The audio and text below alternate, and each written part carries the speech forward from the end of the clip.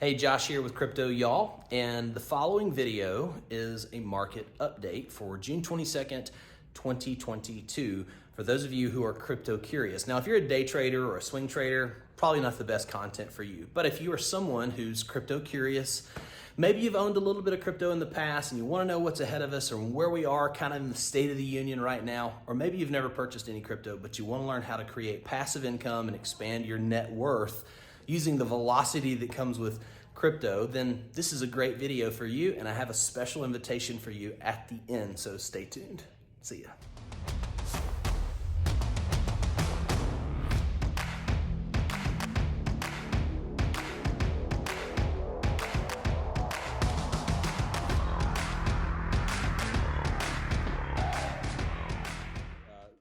Watching these patterns, it's always important to remember that that markets move in waves, and we are, without getting too deep into the technical analysis, I want to just identify some of the satellites in orbit that are affecting the way the price of Bitcoin and hence the rest of the rest of the entire market reacts. So, but before I do, here's what I think is going to happen. Not crystal ball, not prediction.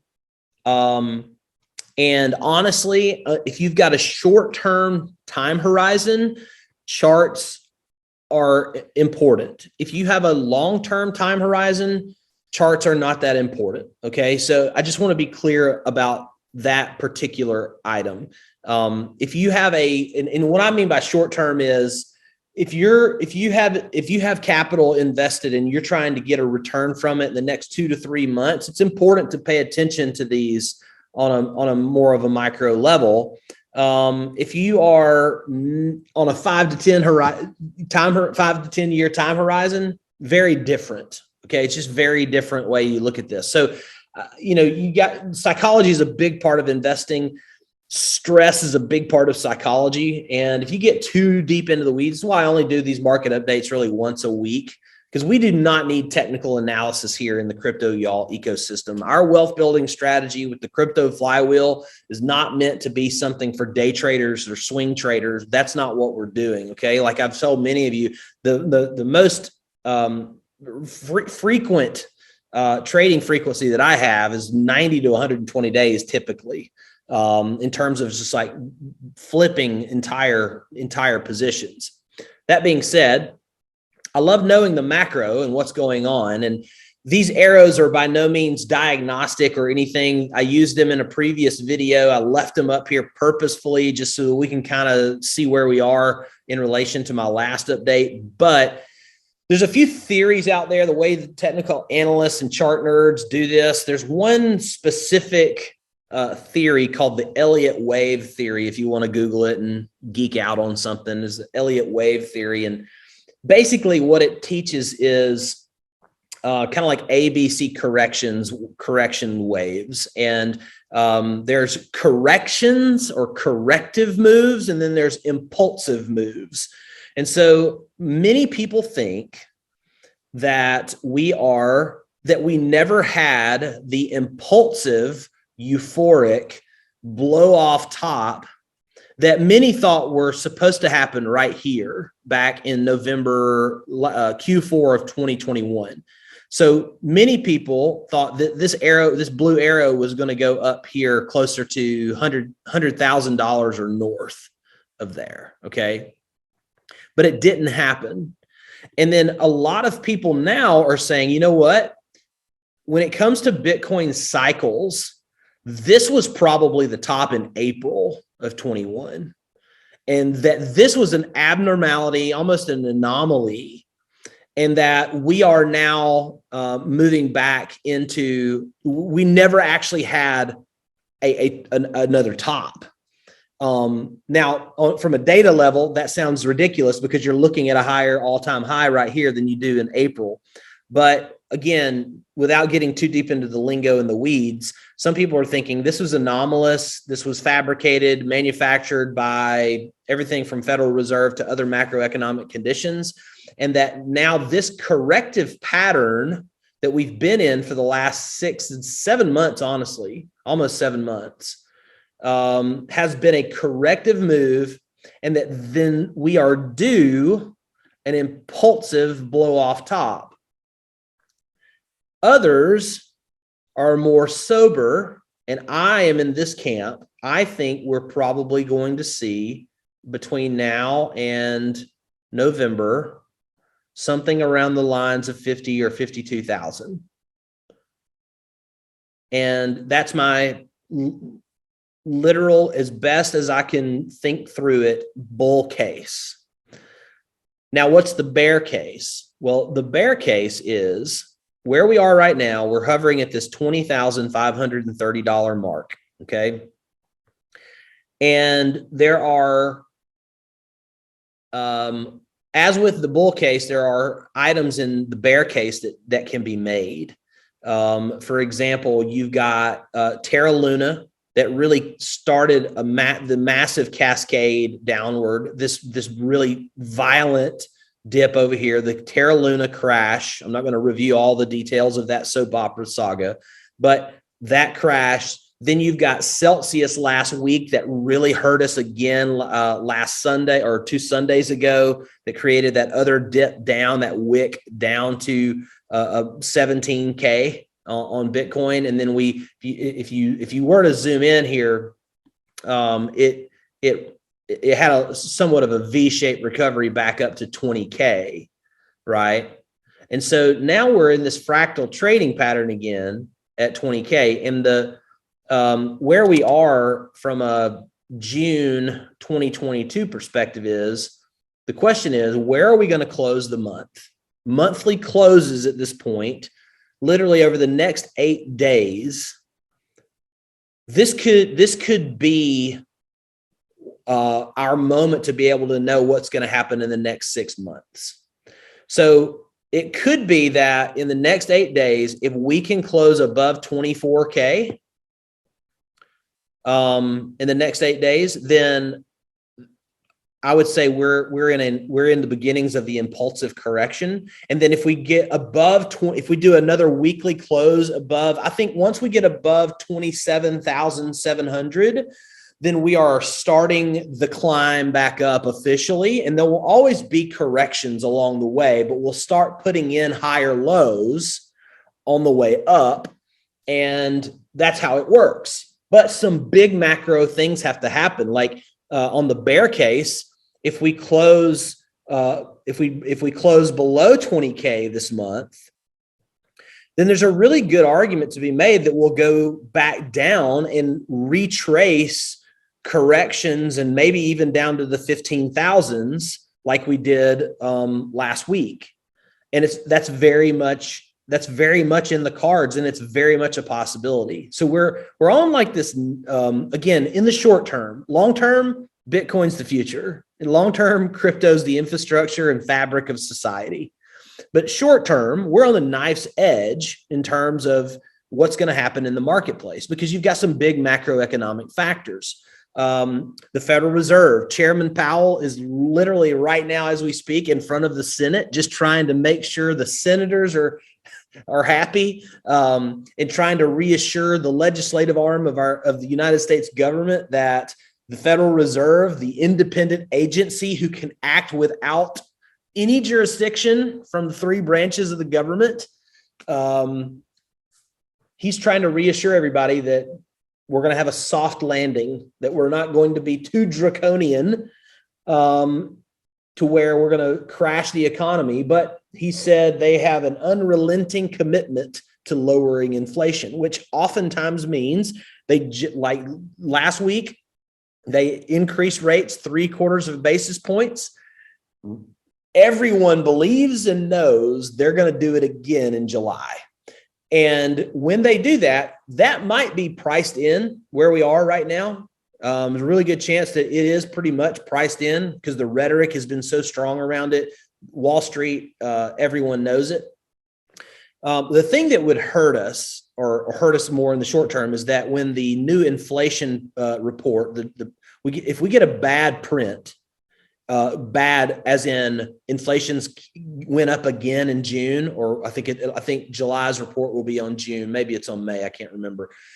But basically that it hasn't started to taper off, then we're gonna just get hit in the marketplace, because the market knows that if inflation is going up and the Federal Reserve is being super aggressive, like it hasn't raised 3 basis points in like 30 or 40 years. Like it was the highest rate hike ever in a single month or in a single FOMC meeting. So we're facing that dilemma. And you have all these other macro elements happening, like the Celsius debacle last week. You have Three Arrows Capital.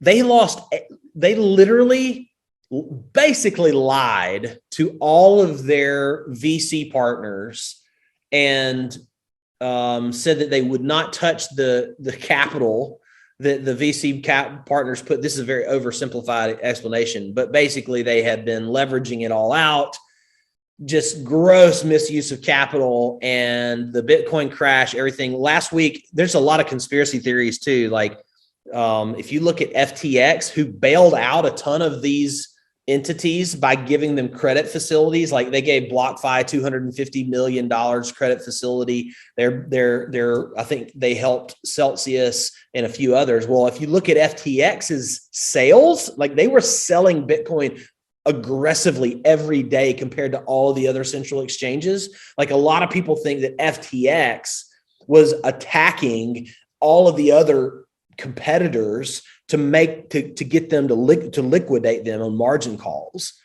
and further crash the market. And then they came in and swooped in as if they were the federal government in 2008, and they're bailing out the central exchanges and the custodial services. It's really a dramatic turn of events, but humans will be humans. And this too shall pass, right? We've got to be patient. We've got to exercise sobriety, if you will, in our own investment strategy. So that being said, I am keeping the majority of my crypto wealth and funds not hosted. I'm not hosting them on central exchanges right now because bear markets are cruel. And if there are any, it's like Warren Buffett when he says that when the tide goes out, you can see who all is swimming naked.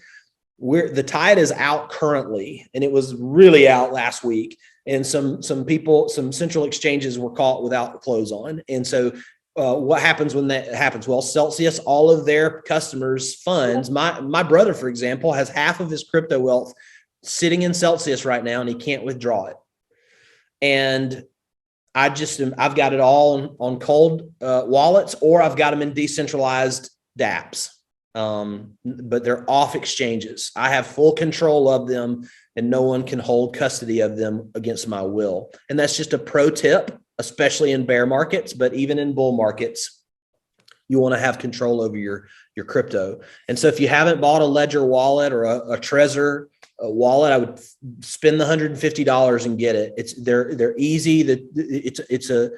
Just do it. It's worth it. If you're managing more than $10,000 or $15,000, managing money that you can't afford to lose, don't hold it on central exchanges. Use central exchanges as turnstiles, not as purses. Okay, they're not your safety locker to keep your funds safe and secure. Some other macro elements that are happening. Something we always watch here is the DXY, the dollar, the US dollar currency index. This is not the power of the dollar inside our borders of the US. It's the power of the dollar versus all other currencies. And as you can see, if you can even retrace this, they basically move inverted Bitcoin and the US dollar.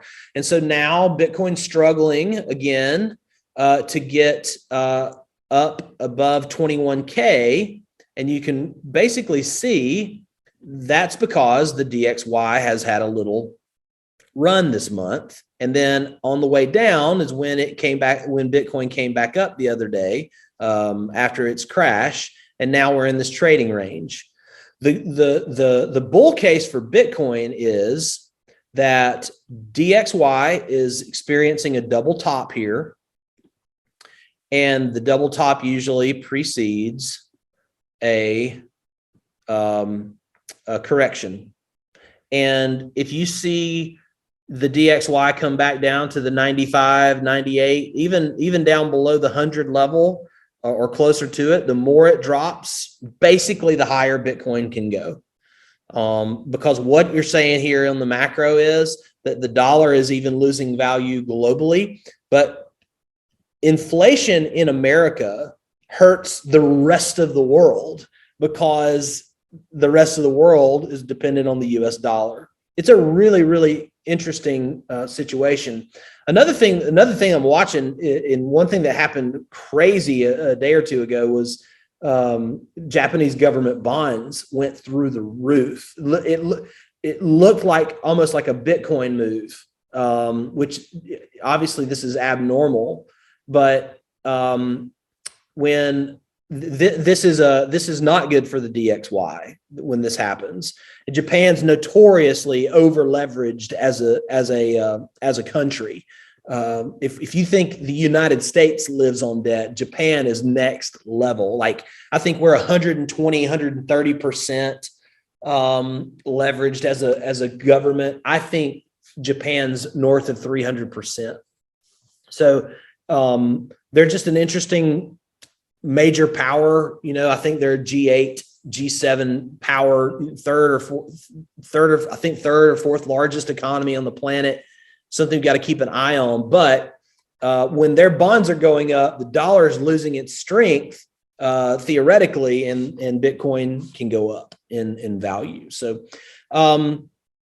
that's kind of my wrap up here. Like I said, we're on a knife's edge. And I think what you want to look for is where are we going to close this coming Sunday on the weekly close, and where are we going to close June out on? And basically, it's kind of we've got ourselves a little soap opera. That's the only way I know how to explain it right now, because we could go this way, or we could go this way, and I know that doesn't sound like next level financial predictions and commentary. But if you ever find someone who says, hey, Bitcoin's price is going to be X, Y, and Z on X date, they are a charlatan because no one knows. There's way too many micro and macroeconomic variables at play when it comes to trading any sort of equity, commodity, asset, whatever you're talking about.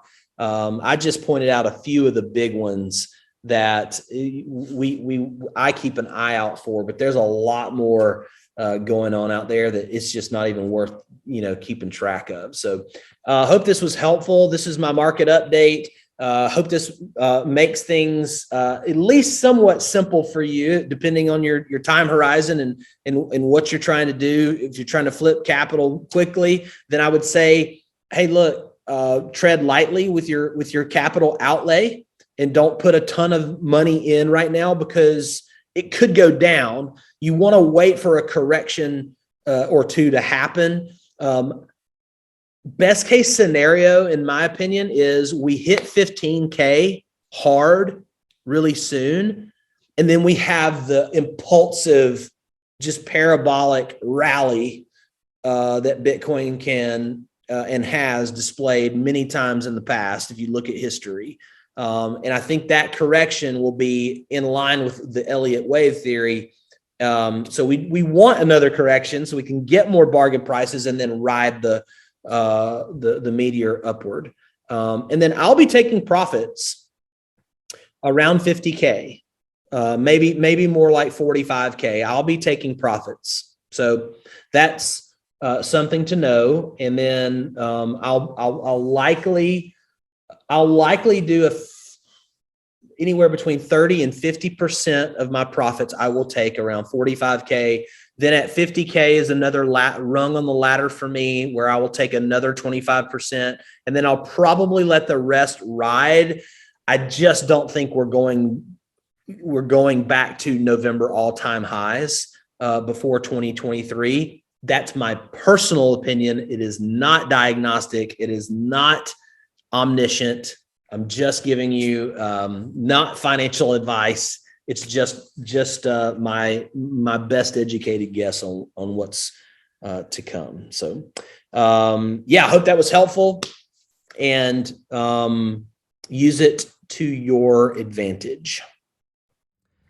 Okay, so I hope that market update was informative and helpful for you. And if you want to learn more about what I'm doing, what I do is I take about 10 people through a cohort every so often, me personally. It's a qualification application process, but it's a 10-person cohort where we go through 4 primary core training sessions. We have a community. You have unlimited access to me as the crypto coach and enthusiast, and we learn how to invest. Not just play the crypto slot machine and gamble, but actually learn how to use what I call the crypto flywheel investment strategy that includes cash flow, appreciation, and leverage. And we use those things in concert with each other to expand our net worth predictably, but also just create cash flow for lifestyle expenses and to have house money to invest into things that we truly believe are the future. So if you want to learn more about joining my cohort and kind of going through a quick, fast shortcut or fast forward way of learning that's high touch and very human, I started Crypto Y'all because there's just a lot of internet scam and smarm stuff out there that I want this to be a place kind of like, I'm from the South, Southern hospitality, like let's discuss things like friends do, right? So Crypto Y'all, let's be a community together. And so my cohort is for people looking for that feel. You want a human approach, high touch, consultative way of learning how to create passive income with crypto. I'm your guy. If you're interested in applying for my cohort, simply go to cryptoyall.co/call and book a call and fill out the little survey after you book the call. It's just a short, simple survey. It takes about a minute to do. It'll just help me before we actually have the call to kind of know where you are and what context you're coming from. And then we'll jump on a call. And if it's a good fit, I'll invite you to enroll. And if not, I'll point you in a better direction, I promise. Okay? cryptoyall.co/call, and I'll talk to you soon.